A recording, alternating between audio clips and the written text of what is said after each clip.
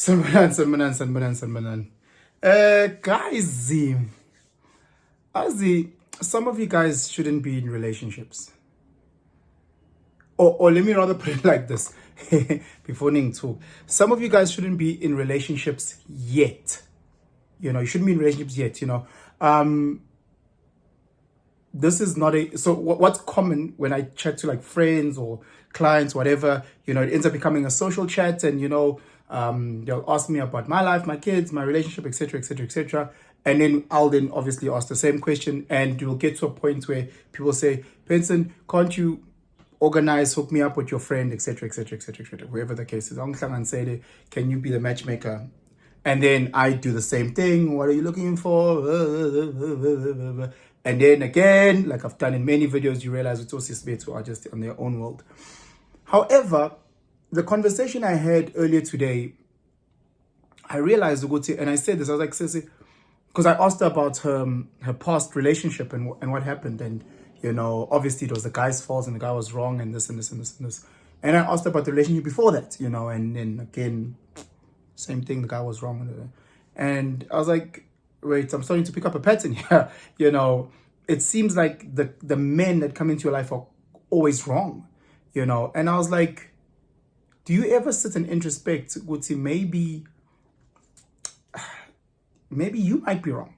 Or maybe you might possess certain traits that bring out certain things in these men.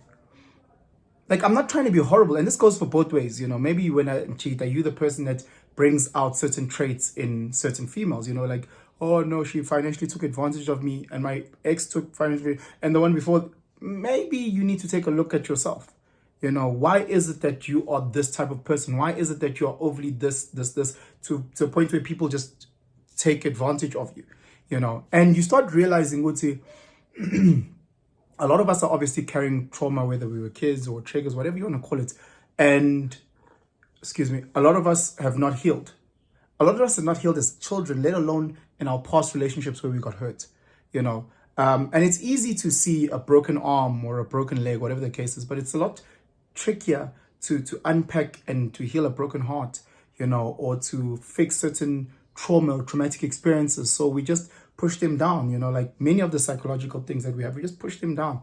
Meanwhile, it's broken. We hurt, and if we were part of a soccer team and we saw one of our teammates break their leg, we wouldn't want them to play the next game. We wouldn't be like, hey, your leg is broken.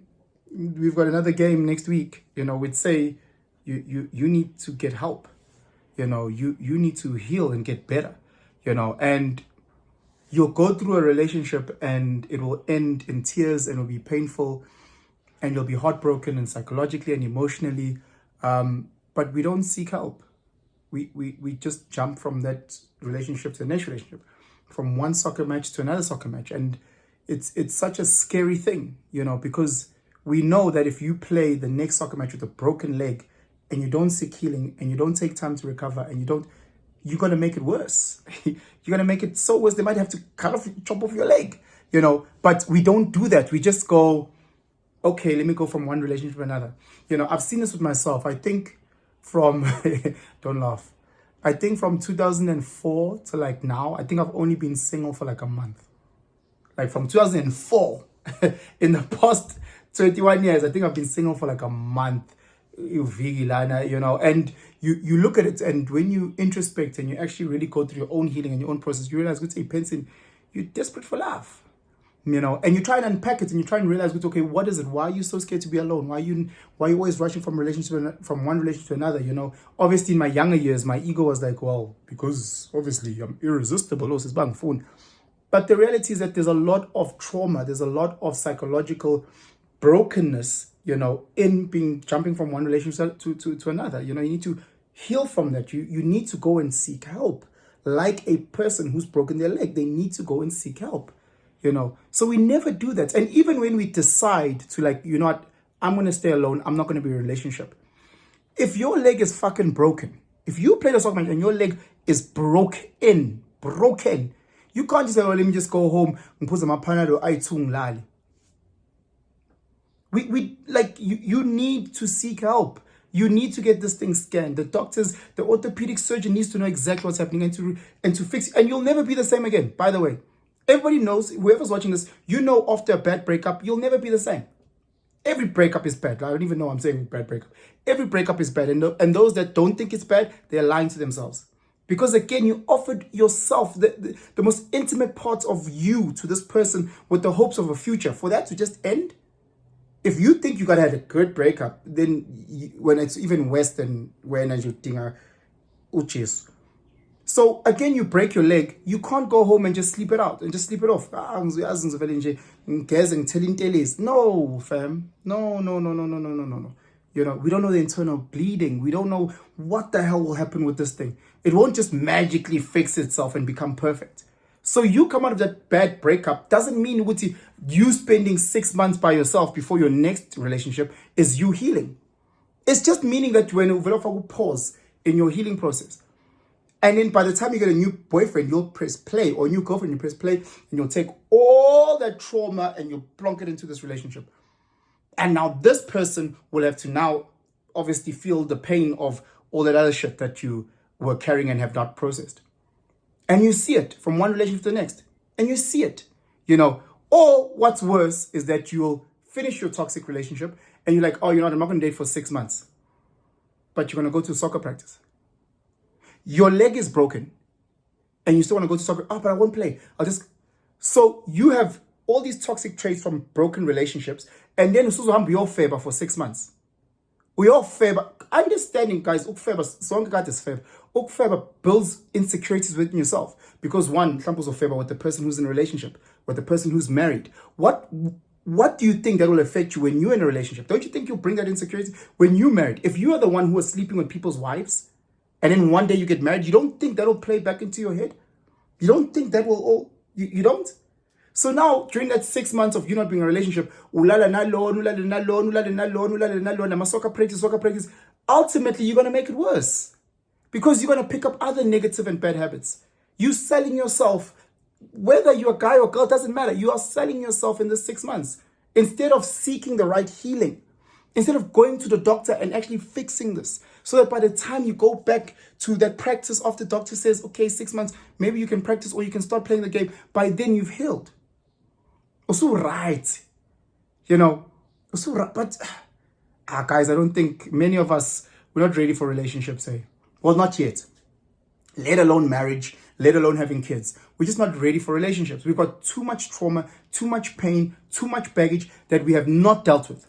So whether you go and you speak to your pastor, whether you go and speak to elders that you respect, whether you go to a therapist, you need to speak to someone who will assist you in processing this, who will assist you in healing, who actually understands the bone that is broken and how it needs to be fixed, and put a cost and say, okay, in the next 6 months, you need to be in a moon boot. From there, you need to go to physio, and these are the exercises that you need to, kancane, until, okay, sharp, now you're back. Now you can start going to bars or whatever social spaces. Now you can start flirting. Now you can slowly get back into the game.